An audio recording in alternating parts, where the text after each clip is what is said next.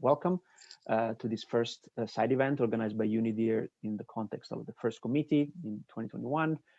We will be posting towards the end of the event a link to our calendar of events. If you're interested in other topics that UNIDIR is covering, please make sure to consult our event calendar that is quite rich over the next few weeks. So just a couple of housekeeping remarks before we start to get into the substance. As you may have heard, or you can see on your screen, the meeting is being recorded, so everything is on the record, and we will be making the recordings of this side event available on our website. So if you want, if you want to go back to it, if you want to share the link to some of your colleagues that couldn't join us today, feel free to do so.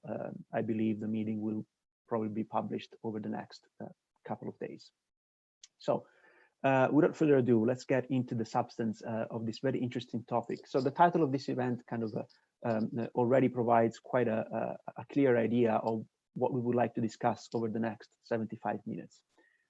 The relationships or the intersections between ICTs, international security, and cybercrime. It is really important to start this meeting by saying very clearly that our starting position or our argument is not that international cybersecurity and cybercrime are the same thing. Clearly, they're not. However, when I think about these two topics, I think of them in a very simplistic way through the old school kind of Venn diagram approach. So each topic has its own boundaries and very well distinctive characteristics, but at the same time, there is an area of overlap. Now, we can argue how big or small this area of overlap is, and that's probably a very interesting topic to debate, but there is an area of overlap. For example, starting with some of the tools and techniques that are used both for offensive and defensive purposes, but also thinking about the vulnerabilities that might be exploited to conduct malicious operations, whichever the intent of these malicious operations might be, whether criminal or more political.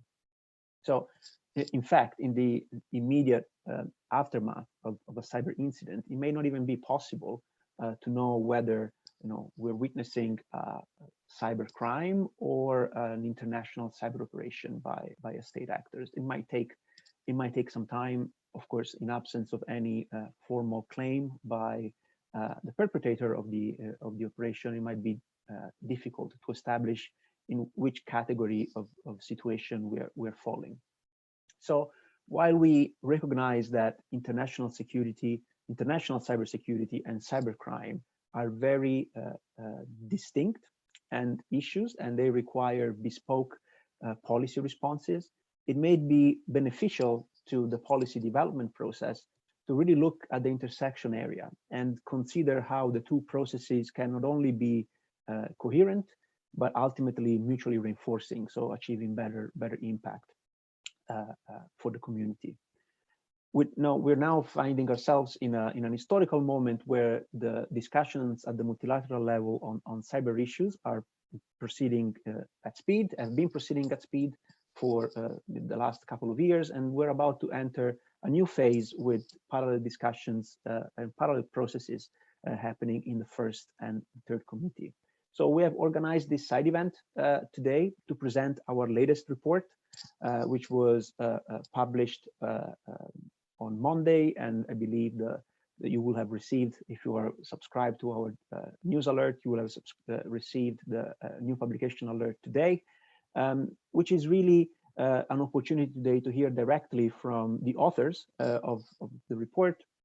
What are some of the key challenges in navigating this area of overlap, and what can be done to address such challenges? So the report is, of course, available on our website, and we invite you to go and have a look at it after the event if you want to know more. It is my pleasure now to introduce you our two guest speakers and also authors of our report, starting with Joyce Acme, who is a Senior Research Fellow for International Security at Chatham House, and Kirsten Vignard, that is Senior National Security Analyst at Johns Hopkins University, the Applied Physics Laboratory, and also a non-resident senior fellow with us at UNIDIR. Originally in the program, we had also a third speaker, our colleague Neil Walsh from UNODC, who unfortunately, due to clashes in the diary, could not be available today, but he did manage to send us a recorded message that we will play shortly. So this is the publication that I mentioned. You can see the link on the screen, and we'll also make sure that it is posted in the chat box. And as I mentioned, our two speakers, Joyce and Kirsten, it's a pleasure welcoming you today, and thank you so much for joining us. Before we get into the substance and the interesting part, and I'm done with the talking, if you have questions, please do not wait until the end of the briefing. Please use the Q&A chat to ask questions throughout the event. As moderator, I will try to make sure that as many of them are answered by our speakers. But please do use the Q&A chat, as it will make the event run much more smoothly. So, without further ado, I'd like to well, stop sharing my screen first of all, so you can have a better view of our speakers. And I'd like to start with some ice-breaking questions, starting with Kirsten. Kirsten, can you provide for us also, based on your extensive experience in this field, a little bit of context and rationale for this study? Thanks, Giacomo, and thanks for the opportunity to be with UNIDIR and with my co-author Joyce today. It's a pleasure to be joining you for this event. This is the first committee I've missed in like 24 years. So I feel a little bit like it's a little bit of a homecoming, a drop in. As Giacomo mentioned, I'm a senior national security analyst at Johns Hopkins University Applied Physics Lab. However, I need to stress that this paper was authored before taking my present position. So my remarks today are in my individual capacity. They reflect my personal views and not those of my current employer. So turning now to your questions, by way of context, UNIDIR identified the need for such a paper many years ago through our work, for example, supporting the groups of governmental experts, the GGEs, since 2009. The topic of cybercrime always came up in those discussions. However, there were always tensions or differing views within the group over whether to refer to it, how to refer to it, how much to refer to it. And those who supported kind of a minimal mention of cybercrime, argued that the topic was outside the purview of First Committee, that there's other committees of the UN and specialized discussions happening. And therefore, it was beyond the scope of the mandate of the GGE. And this is not unique to cybercrime. That same logic was applied to other topics like human rights.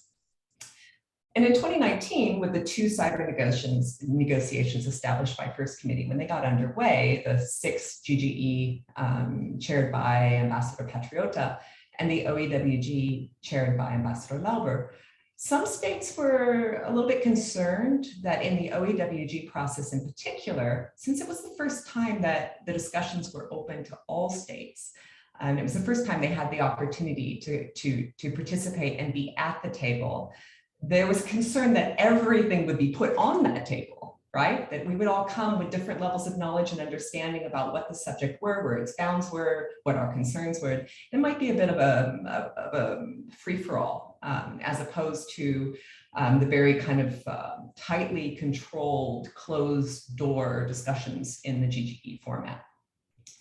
And it's true, we saw a bit of this at that first OEWG meeting in September 2019, where some delegations raised a number of ICT issues, international security related, of course, but also human rights, crime, internet governance, counterterrorism, trade, espionage. I mean, a lot of things were brought to the table.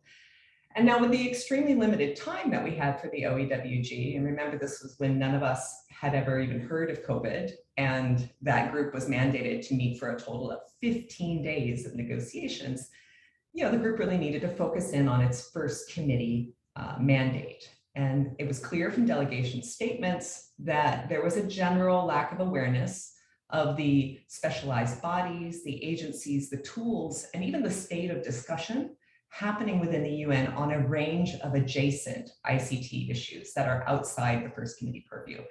So in response, UNIDIR put out a background paper, kind of mapping an overview of different system processes to help delegations understand the issues and concerns and where they were being addressed. So this paper builds on that work, and it also takes a deeper dive into that intersection between cybercrime and international security. And we thought this was timely for two reasons. First, it's timely because of the two negotiation processes that are kicking off, the new 5-year OEWG and the negotiations of the new Cybercrime Convention. These are different processes. They need to remain different processes. They are specialized discussions happening in dedicated, specialized fora. So a basic guide to where we've been, where we are, pinpointing where these two topics intersect, and your Venn diagram where that overlap is happening, and suggesting some ways of how delegations could use each of the process to reinforce the relevant existing commitments in the other process seemed like a really valuable contribution to make at this precise time. So I think this could have come out a year ago, but right now it actually is the time to have this discussion. And secondly, the reality is that the majority of malicious or harmful ICT incidents that the world is experiencing and that we witness each day really belie the complexities of how some cybercrime incidents, and I emphasize some, may have international security implications. It belies the challenges of coordination domestically, regionally, internationally. And it also really belies the need for capacity building and cooperation across a range of different communities and within those communities, again, domestically, regionally, internationally. So in sum, preventing, responding, or mitigating the harms of the actual cybercrimes that may impact international security, so that subset that you were talking about, it doesn't really match how we've sliced up these discussions at the multilateral level. Thank you, Kirsten. And this is the perfect, offers me the perfect kind of link to a question I want to ask Joyce, because paraphrasing a little bit the language of the GG reports and of the norm of responsible state behavior, the connection between international cybersecurity and cybercrime is specifically related to those uses, criminal or terrorist use of ICT that may pose a threat to international peace and security. So when does cybercrime become a threat to international security? Thank you, Giacomo, and great to be with Kirsten and yourself on this panel today. I think Kirsten laid out the overview quite beautifully, so she's going to make my job much easier. And I think, your question in terms of like when cybercrime becomes a threat to international security is a very important one. And I believe if we really want to understand how and when cybercrime becomes a threat to international security, we ought to look at the reality, at the existing cyber threats landscape to help us understand the linkages and intersections between the two.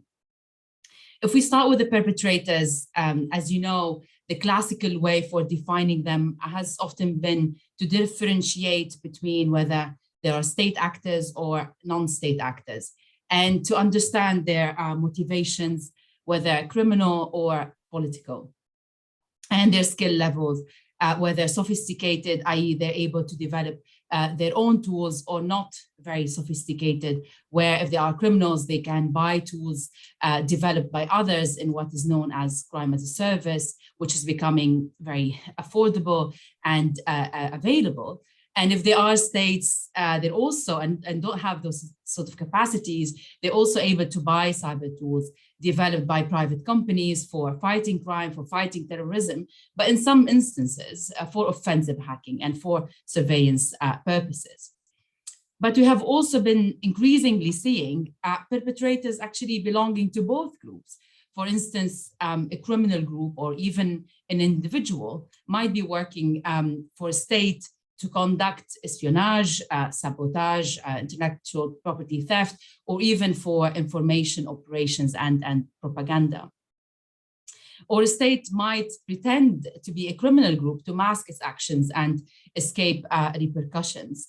So this relationship between cyber criminals and state actors is not very neatly organized, and it is becoming increasingly difficult to differentiate the perpetrators of cyber attacks as they operate within the sort of same space, and sometimes their interests converge, which means that the question of whether a certain attack is a cybercrime or an attack with an international security dimension becomes actually, in some instances, difficult to answer. Another interesting dimension to this conversation is what we have been seeing recently, whereby criminal groups who might be operating on their own accord, conducting criminal activities against another state's critical national infrastructure, but with impunity from the state that they are located in. And this type of cybercriminal activity can lead to aggravating tensions between states. If we take, for example, the recent ransomware attack against the Colonial Pipeline in the US, this attack was seen as one of the most significant attacks on critical national infrastructure in history, which obviously escalated to becoming a national security threat. Now, as far as we know, this is a criminal activity, a cybercrime, but because of its target and impact on national security, it received an unprecedented attention from world leaders and helped reinforce the fact that threats to national security can also arise from criminal activities. And we've seen that, following the attack, there were like many initiatives within the US, but also between the US and its allies, forming task forces, calling for cooperation against ransomware, and basically elevating this cybercrime issue to the highest diplomatic levels and discussing it in forums where, in fact, threats to international security are often addressed. But in addition to this cooperation and concerted efforts between states against ransomware, this incident, I think, helped articulate the expectation on states to step up their efforts and prevent their jurisdictions from being used as safe havens where cyber criminals can operate freely and with impunity. We saw it in the G7 communiqué and in various other statements. But of course, and as Kirsten will explain later, this sort of due diligence expectation has been agreed on back in 2015 in the UNGA report, which called on states to not knowingly provide safe havens on their territory for either state or non-state actors. But as you rightly pointed out, Giacomo, at the beginning, will every cybercrime have an international security dimension or even national security one? Of course not. But will the increasing targeting of critical infrastructure by criminals increase tensions between states and have an impact on international security and geopolitical tensions if the states where the criminals are located do not cooperate and do nothing really to contain them and hold them into account? I would argue that this is a very likely scenario. And a final point, as we all know, technology keeps developing at a very fast pace, and many countries' critical infrastructure is benefiting from this development. Of course, they are becoming more digitized, more efficient, greener, more accessible, more connected with smart cities and the Internet of Things. But as often is the case, this is creating more vulnerabilities, bigger attack surfaces, and more opportunities for criminals and state actors alike to attack this infrastructure.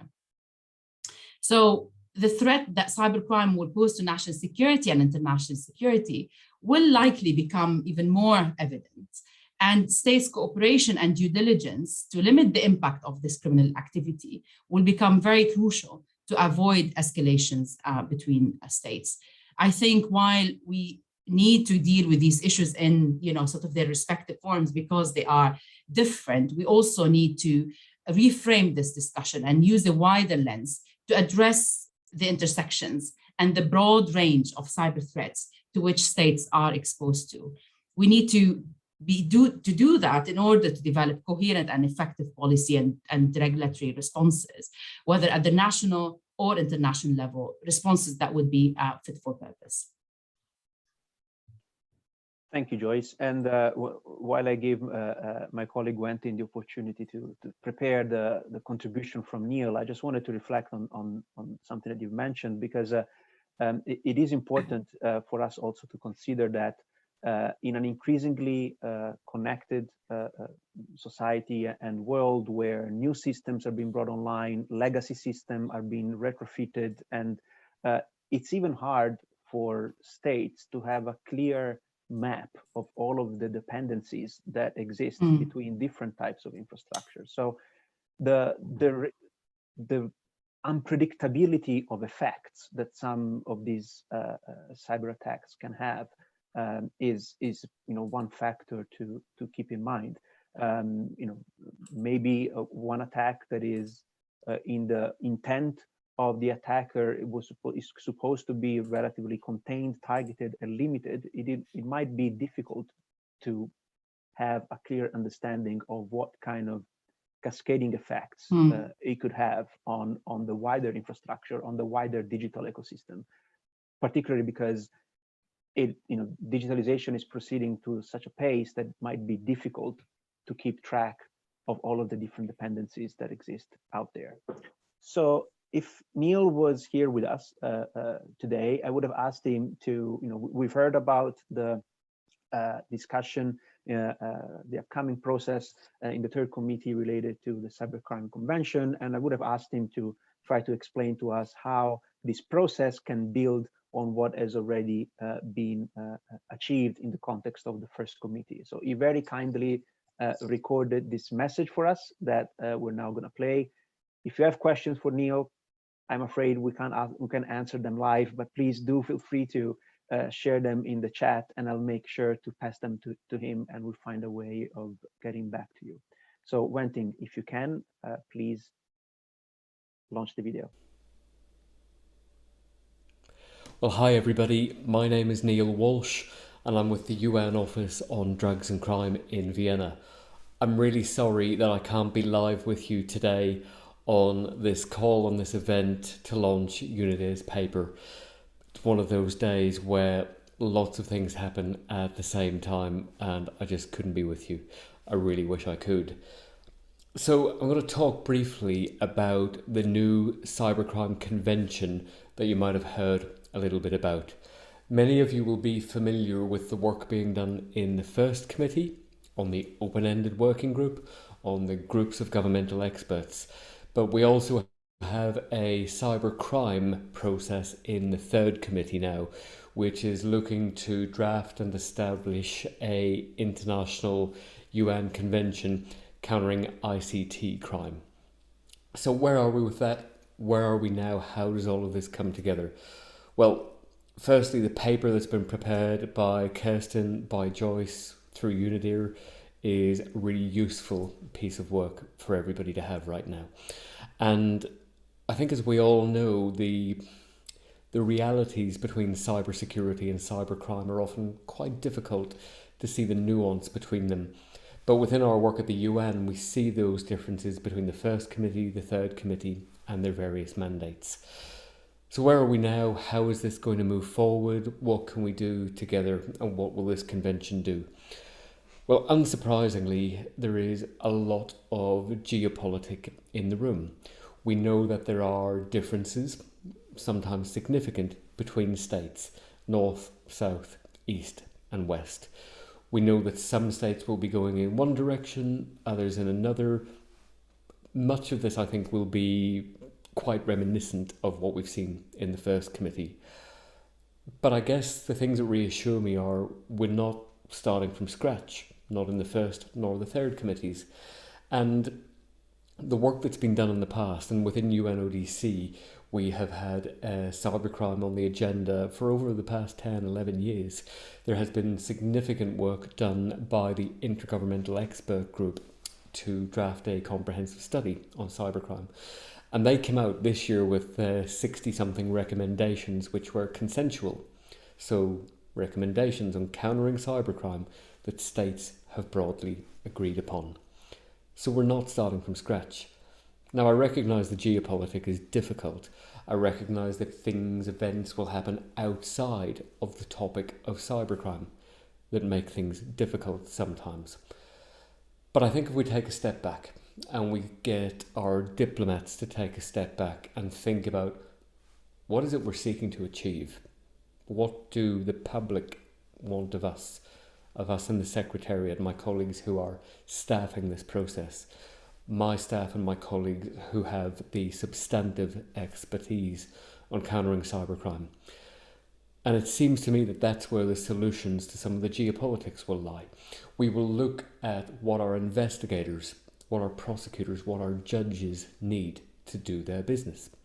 We will look at the challenges we face in bringing some of the most dangerous, the most difficult cybercriminals to justice. This could be on ransomware, a real pressing threat right now, be it in the national security space or in the traditional crime space. It could be on countering online child sexual exploitation and abuse, another threat area that continues to grow.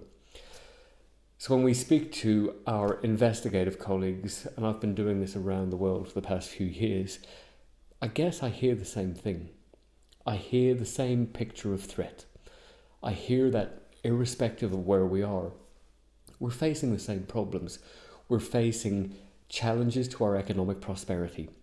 We're facing challenges to the safety of our children. We're facing challenges to the integrity of our online lives. We've seen it no more so than in the past year and a half. So where we go from here, as ever, it's in the hands of states. But the solutions are there if we want to find them. The solutions are there because we've already done so much work before we reach this point.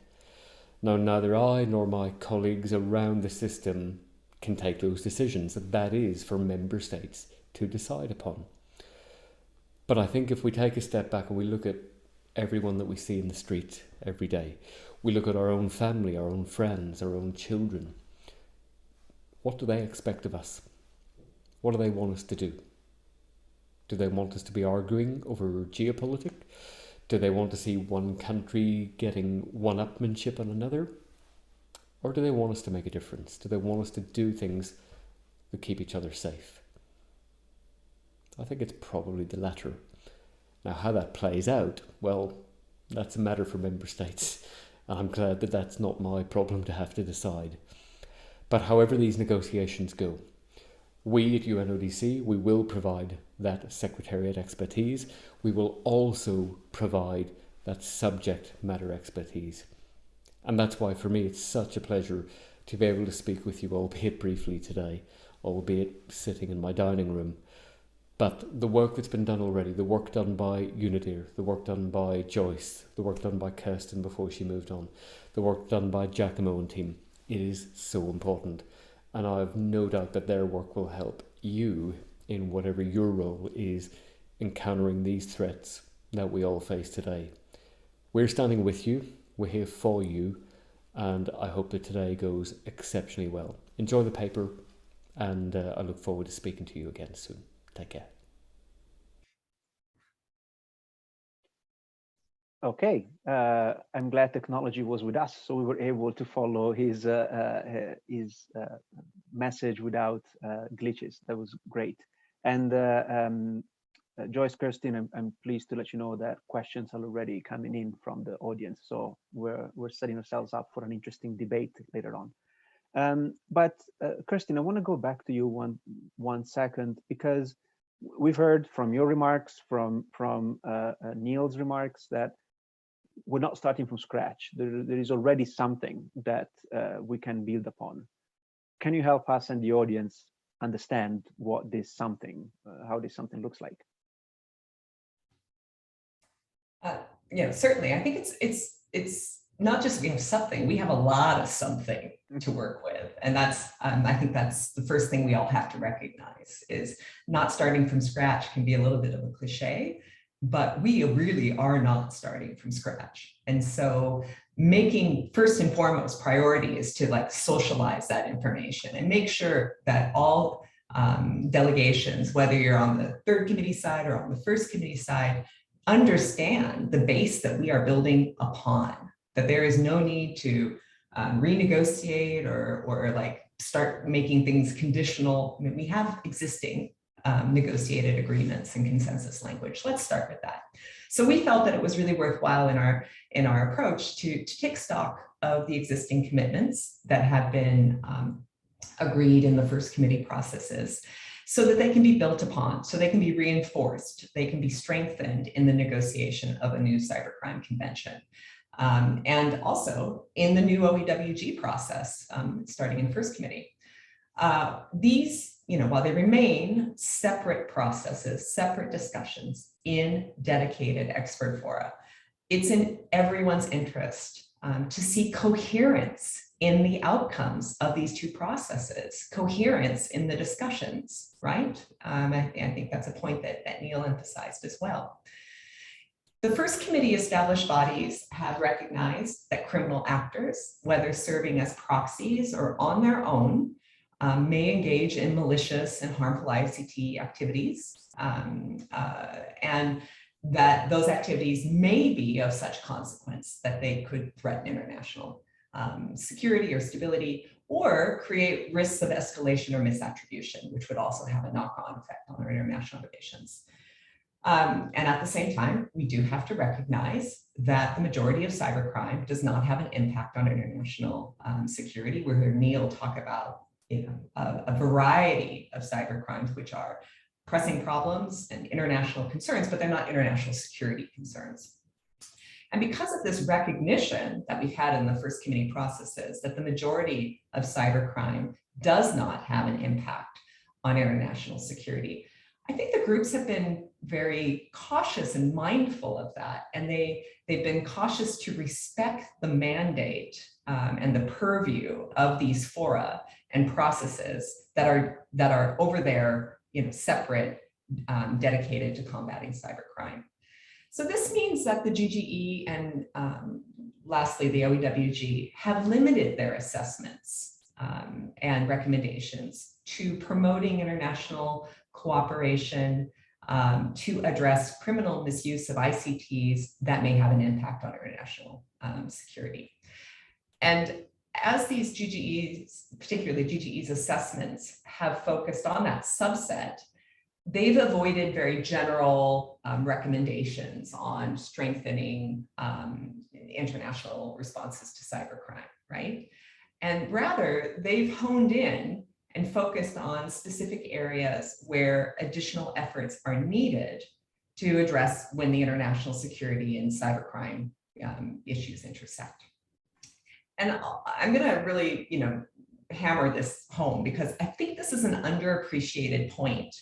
As we highlighted in the paper, when a cybercrime incident rises to the level of impacting international security, there is a lot, and I mean a lot, of prerequisites that are, you need skills, you need awareness, you need training, you need capacity, you need networks, and you need relationships that have to already be in place domestically, right? In order that you're able to call up, to draw upon, and work with those who might have been first on the scene, those first responders in an incident. So rather than these few elements that have been included in the GGE reports that we allude to, we really want to bring them to the fore in this report and to give them the full emphasis they need and deserve, because they're kind of like sprinkled through the various consensus reports because they're not the main focus of the reports.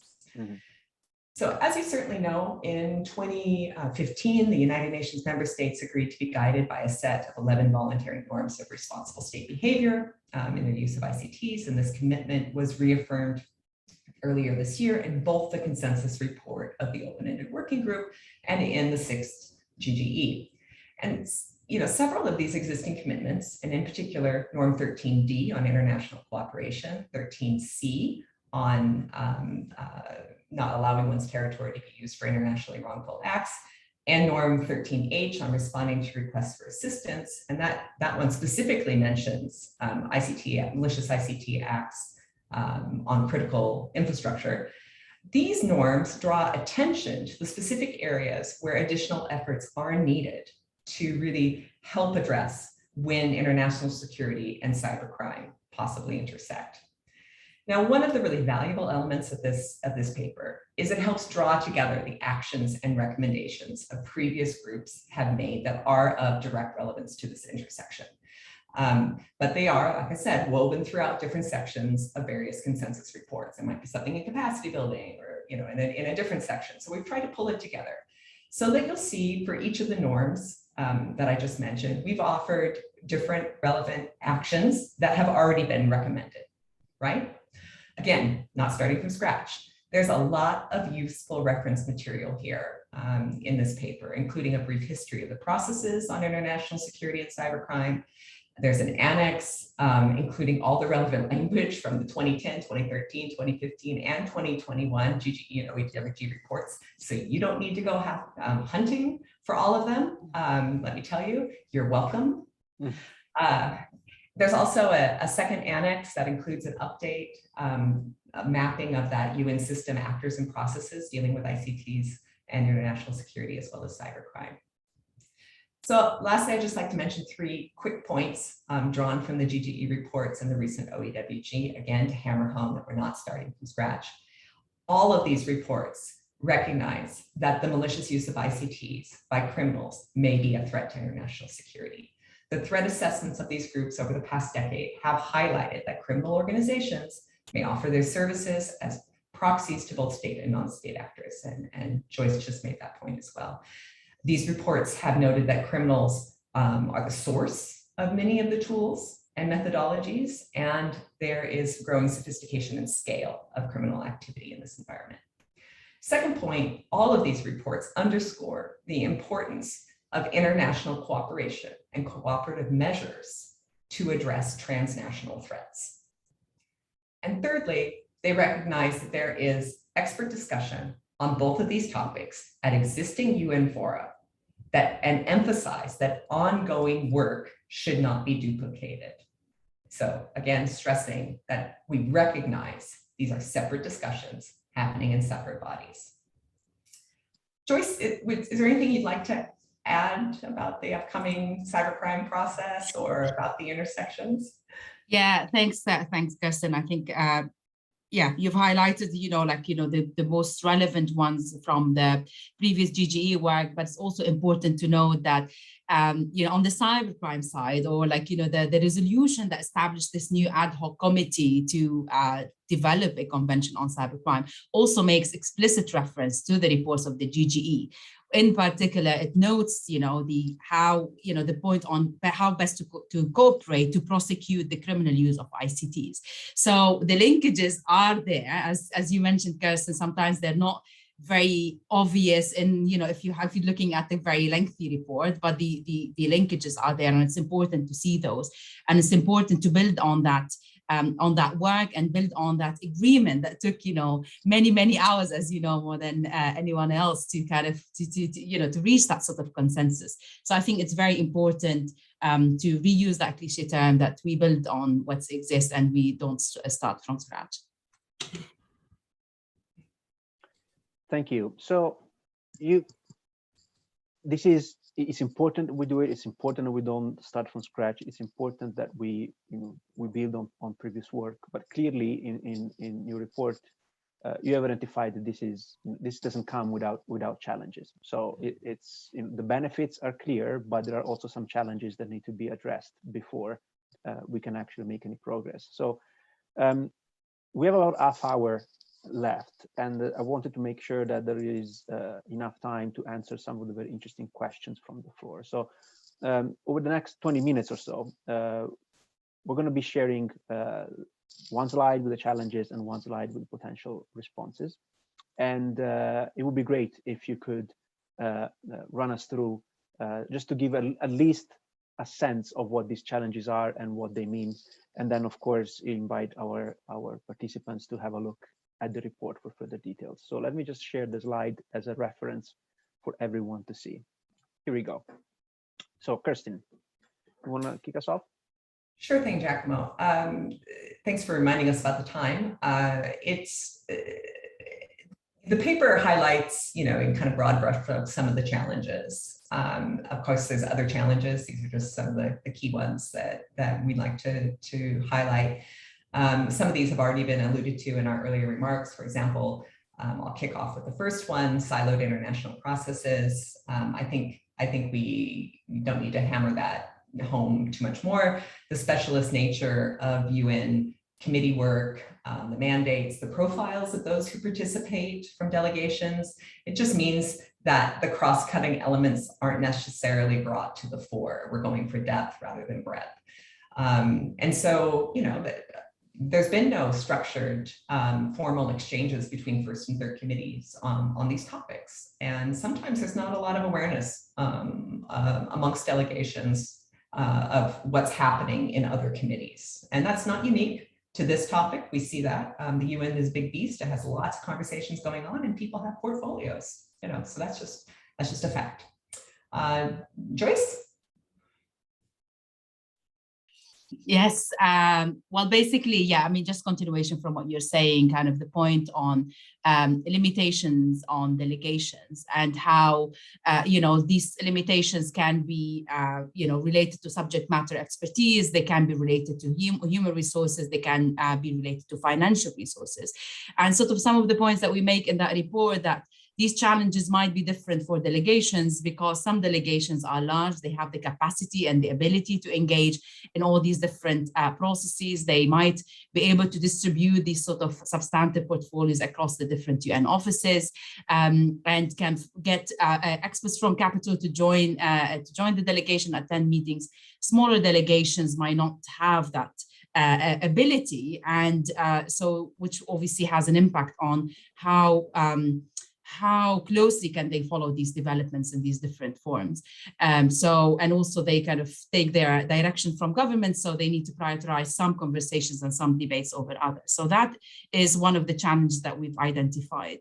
We've also looked at the geographically dispersed discussions, which is the point that relates to the one that I just mentioned. And as most of the participants will know that already, like the OAWG, the new one will be based in New York, but the cybercrime negotiations will alternate between Vienna and New York. And we argue that, the decision to have this sort of two places for these negotiations will have benefits, because it will help with those sort of linkages and identification of synergies that we talked about. But also the alternation of locations may place additional financial burdens on delegations, and they may make it more difficult for sort of this consistency in participation and in the contribution.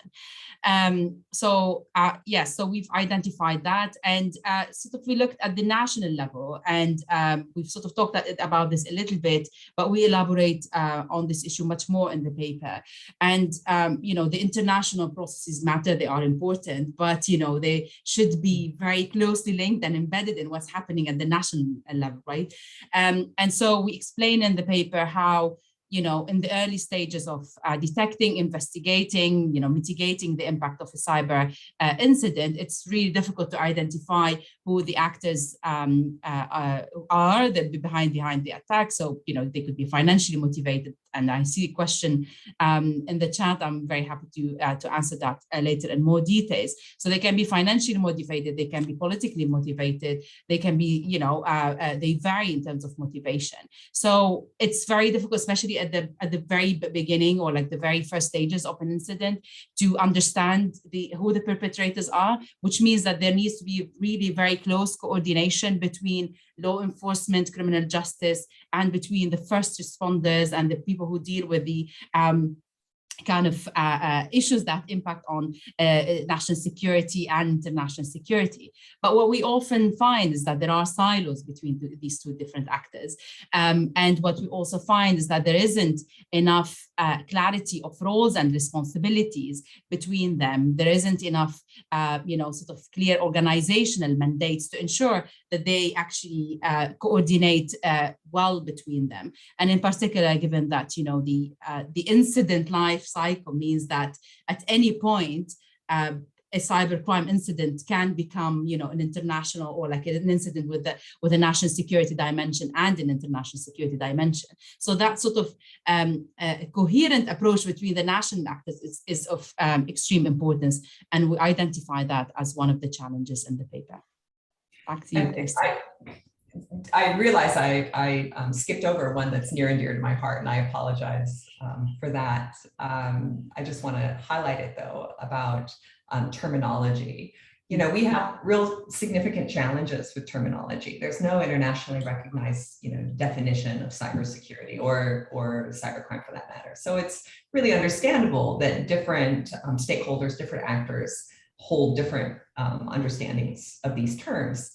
And, narrative really affects how a state's attitude and threat perceptions. It affects how they identify their priorities and shaping their responses. So, for example, if much of the substantive work on ICTs in the context of international security has been very much of that conversation, particularly I think in the media, is framed in terms of cyber warfare, right? A state might be much more concerned about or under domestic pressure to deal with other aspects of ICT related issues. For example, as Neil mentioned, cybercrime, things that affect the economy, privacy issues, right? Because they might say, the country might say, cyber warfare, it's not for us, not a concern, not a priority. And we have a limited amount of time and energy, and we're gonna focus on a particular issue. So how we unpack the terminology, how we talk about it, how we are clear about what can affect international security, what cyber crimes can impact international security, can help build coalitions of stakeholders. This is not neither the cybercrime conversation nor the international security conversation should be limited to just a handful of actors who feel concerned in the first degree. These are issues that affect every country and all communities. Sorry, thank you. And having discussed, of course, the challenges, there is also a potential pathway that has been identified of things that could be done to address some of them. And of course, each of these bullets, both in the previous slide and in this slide, are very rich in content. So I understand the challenges of having to summarize it first in a bullet and then in a few minutes comment. But what can be done about it, given the challenges that you have identified? I'll kick off, Kirsten, that's okay, and then you can add your points. And just to say, before we go into the way forward, Giacomo, you're absolutely right. It's difficult to, talk about these very complex challenges in just a matter of minutes. So the paper develops or elaborates on those a little bit more. But like a very important point that we've identified common challenges, but these challenges are by no means comprehensive or exhaustive. These are all the challenges, and that's it. This is where the challenges end, right? Because every country has a different track record, different history, different capacity, etc. Engaging in these sort of international conversations, but also dealing nationally with these cyber threats, whether they're impacting on the national security or they are criminally motivated. So I just wanted to say that. Now, on the way forward, so obviously, you know, the way forward, or the points that we've sort of put forward as recommendations, they speak to the challenges that we've identified. So again, these are not everything, but just some of the points that could be helpful going forward. So the first one that I want to talk about is about the importance of prioritizing building relevant national capacities. And, you know, again, the point around national capacity is of utmost importance. And capacities that speak to both priorities, combating cybercrime, but also maintaining international peace and security. We talk about the importance of strengthening national infrastructures, about the importance of developing national strategies, policies, legislation, and building the necessary expertise in the sort of different levels that we need, whether this is the diplomatic level, legal, policy, legislative, etc. And so basically, really, we talk about that need for a strategic approach to tackling cyber threats, whether they are state-sponsored or not. So having some measures in place are not enough. You know, states ought to kind of take stock of all the, you know, that sort of broad threat landscape that we talked about, that complex landscape, and design policies that would address those different threats. So we talk about the importance of having a body that can, you know, because there is a lot happening, and we need to be also conscious of capacity and ability, and you know, if you have, and there's a lot happening all the time. And for me, for example, as a researcher, I find it always very challenging to stay on top of all developments and all the relevant conversations. And so of course, for, you know, like for governments, for countries, they do face similar challenges of understanding all the development, because it's not just the UN, there's a lot of other multi-stakeholder forums dealing with these issues. So how do you engage? Where do you engage? How do you stay on top of this development? So one of the suggestions was around the importance of establishing a body at the national level that can coordinate across the government and can help ensure this clarity of roles and responsibilities, and that the kind of substantive intersections that we talked about are recognized and are approached in a coherent manner.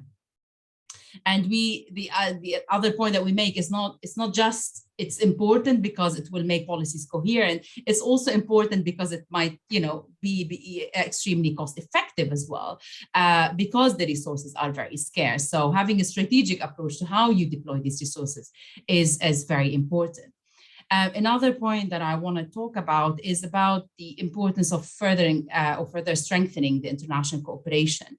And this is something that we started the conversation with, that this report is timely because of where we are internationally with these conversations, and about the importance of, you know, looking at what's been achieved before starting something new. So we talked about this many times, but we say in the report that at a minimum, it would be very useful that the language that has already met this consensus is repeated or referenced. So then you are helping the two processes reinforce each other.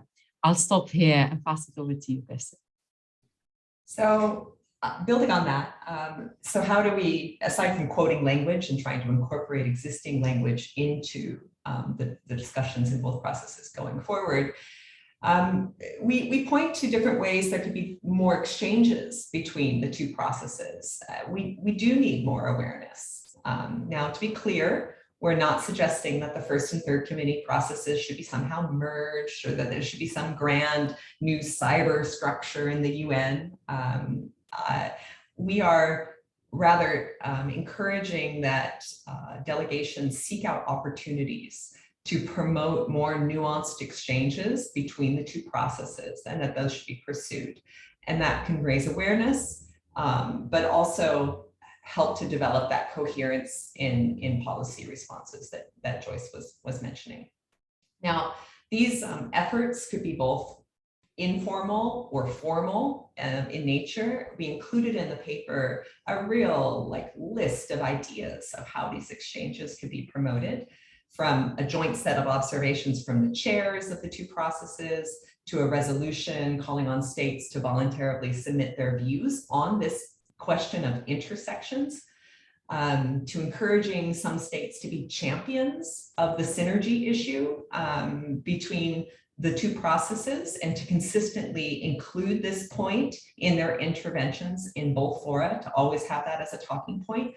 We saw, just as an example, during the OEWG in particular, some particular topics, which I think at the beginning of this discussions, the majority of delegations thought were quite marginal.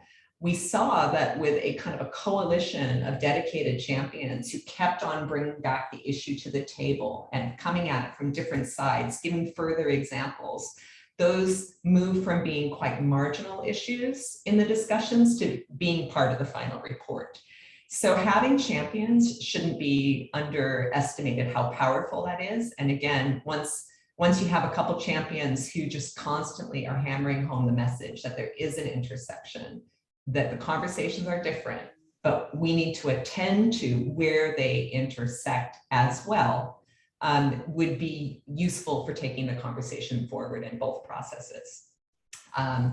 So again, lots of other ideas in the report. I don't want to spoil it, so read the paper. And lastly, this issue of the research gap.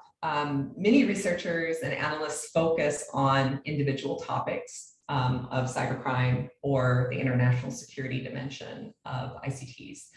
But very few have situated this work within that context of the policy processes that are established to address them. That's hard. It is hard, I think, for those outside the UN who don't live and breathe the UN to really understand the rules of procedure and how things get done and why the wacky world of the UN is the way it is. And that's something that I think those of us who have been privileged to be inside processes need to do a better job of communicating to those who haven't had that opportunity.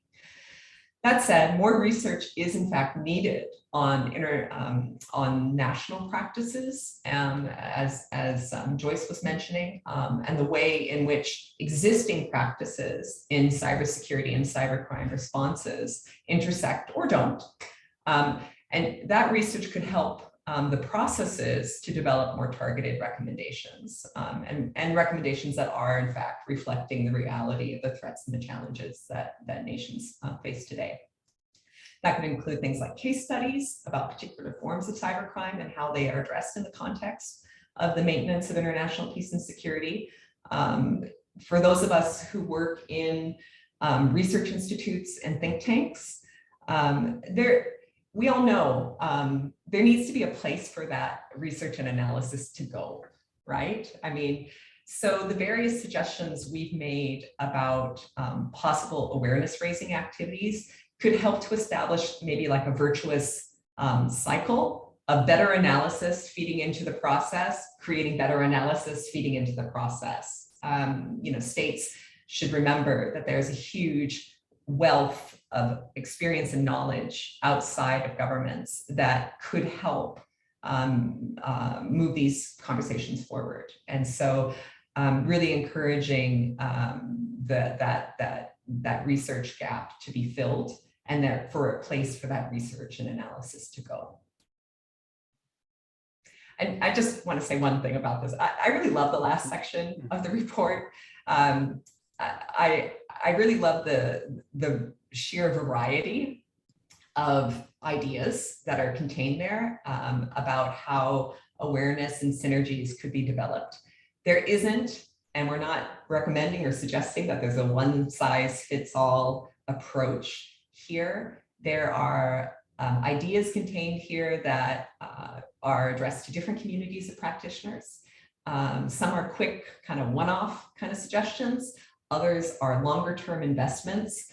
I'll admit that some are more realistic and others probably a little bit more idealistic, but there's something in there for everyone. And I think that's one of the values of a paper like this. Thank you. So we shared again the link to the report in the chat because a few people were asking. So it's there for you to consult after the meeting. We now have about 15 minutes or so to go over the many interesting questions that came through the chat. So I'm gonna roughly follow the order in which they're shown on my screen, but I'm gonna ask you two at a time, so then you can choose which one to focus your answer. Try to, if you can, please try to be concise so we can go over as many of them as we can. So I'll go with the first two that I see on my screen. What have we learned from recent ransomware attacks so far about the risks that exist as a result of the blurred lines between state and non-state actors, that is also between cybercrime and cybersecurity? And then the other question that I'd like to ask, because it's actually the third showing on my screen, but it's related to something you've just mentioned. So the speakers have highlighted the importance of avoiding duplications and avoiding starting from scratch. As the international community will start with the, we start with the negotiation process of the Cybercrime Convention, what topics might be duplicated that the community should be aware of and avoid duplicating? So these are the first two questions. Again, big questions. We could have a whole seminar for each of them, but if you can try to give a concise answer, that would be amazing. So who would like to go first? Happy to start, and then and I'm sure Kirsten will do a great job filling the gaps in my answers. So on the first question, like what have we learned from the ransomware attacks in terms of the risks and the blurry lines? I think we learned the importance of, again, like something that we've already talked about, and we actually ransomware features in the paper as a case study. So we talk about the recent events and how it's been dealt with, and sort of like taking this as a case study to showcase those sort of intersections. I think we've learned the importance of a strategic approach to responding to ransomware attacks, about this importance that we talked about earlier of coordination, cooperation between the different actors at the national level. Because as we said, an incident can be just a cybercrime, and then can, as the investigation progresses, becomes an incident that has an impact on national security and international security. We learned about the importance of cooperation between these actors, but also internationally. And we learned that, ransomware attacks and the challenges that cybercrime are bringing are not challenges that can be dealt with nationally. It's not just for states. It's also for the private sector. It's also for civil society, for academics. Everyone has a role to play. And it's very important to keep saying that, yes, states do have a very important mandate, but it's not just up for states. So just this strategic approach and cooperation is very, very important. And not doing that will actually means that we might end up with a piecemeal response that is not effective.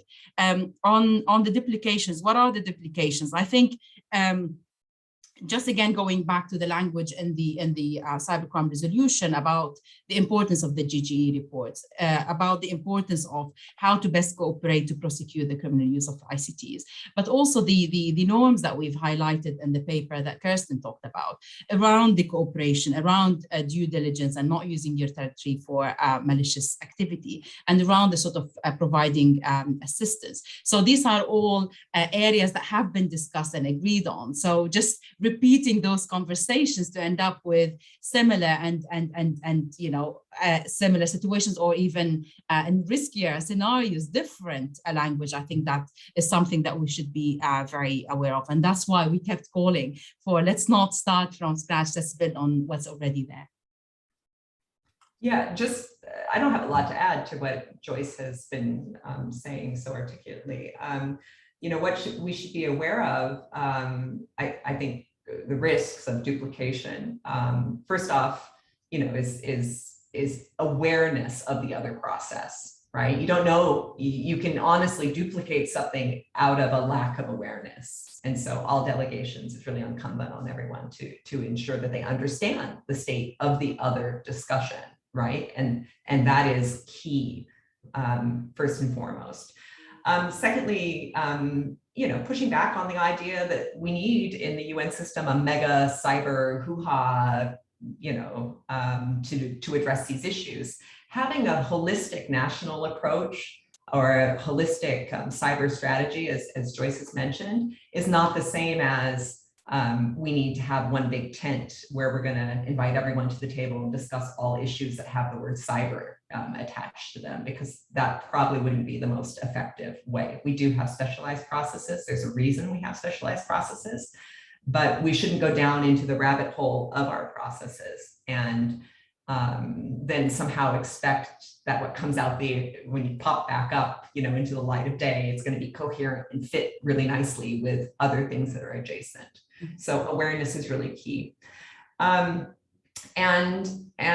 just, I can't hammer home enough. From the very first day of the cybercrime negotiations, I really think delegations, it's in their interest to bring to the table relevant, existing, internationally agreed language. And just, it starts from the presupposition, this has been, and the fact that this has been agreed already. This is our base. We're not opening it up again. We're not, as Joyce rightly pointed out, the risks of kind of renegotiating it slightly with a different interpretation. Well, that means the pieces aren't going to fit back up together, right? When we're done. So, we need, again, champions, those who put this on the table, saying our governments, regardless of whether it was first committee negotiated or a third committee, our governments have agreed to this already. What are we going to do to build upon this? So take the existing language and take it forward. Don't wait until the second or the third or the fifth session to go, oh, by the way, we already, we have this language. It needs to be out there when you go out of the gate. And if I may add, sorry, Giacomo, to interrupt, if I may add, because I saw an interesting comment and slash question in the chat about the first and fourth committee holding joint session on outer space security, and this could be a model for first and third. I think there are lessons that can be learned from other processes, so I think it's interesting to also look at what worked and what can we, build on in the future and for these sort of conversations. I'm not really sure about whether this actual model is the way forward, but I think there are lessons out there that we should be, sort of looking at and getting inspirations from. Yeah, let me just circle back to that as well, because joint committee meetings on the one side are a good idea. They bring attention to the fact and they put it out there for the world to see that we recognize that there's crosswalks between different discussions happening in different places. That said, I think there's a lot of countries and other stakeholders who would really ask, well, having a half-day joint session, what impact did that have other than a very short awareness raising? So it might be a great way, but it can't be, we can't tick a box and say, oh, we held a joint session of first and third for 3 hours and all is right in the world. It can be a piece of the puzzle. It can't be the only piece. Thank you. I was actually going to ask you that question next. So thanks for answering it directly. So there is a question here that is about process, and please feel free to answer the best way you can. But it's really about inclusion of non-state stakeholders into the discussions, what has been learned in the recent OEWG experience, how these lessons could potentially be used to inform inclusion, multi-stakeholder inclusion in the third committee. Yeah, I mean, I think how similar are the challenges to inclusion of non-state stakeholders? I think with the third committee, we're yet to see, because there are still, I think there's an informal meeting as we speak, or this week, between states to decide on how the modalities of the third committee process will be implemented in practice. So we're still not sure what this will look like. As civil society who are interested in this process and want to engage, we're still not sure about what these modalities will look like. Now, how would we assess it, sort of the open-ended working group experience? I think it had some positive, examples, definitely, like the intersessional being one. But the contribution or the ability to participate was also limited. You have the entire sort of ECOSOC, and if you're ECOSOC or non-ECOSOC, and so that there was a lot of complications, I would say, with the participation. Having said that, I think on the civil society and non-state actors side more generally, there is a need for better coordination, for a structured approach to actually input into this process. Whether you have the chance to be in the room or outside the room, it's not always, the shaping a certain outcome doesn't have to be just in one way. I think there are different angles within which non-state actors can come into the conversation. I think there is more. From where I sit, I think there's more awareness about the importance of the multi-stakeholder participation. We see a lot of states pushing for it, in particular in the UN Third Committee.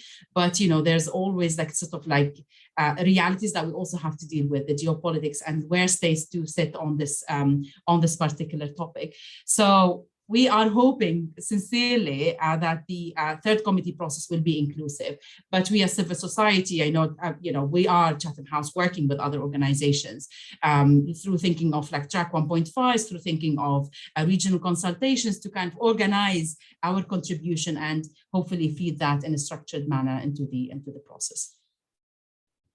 I just wanted to pick up on a point that Joyce mentioned in relation to access. I think sometimes the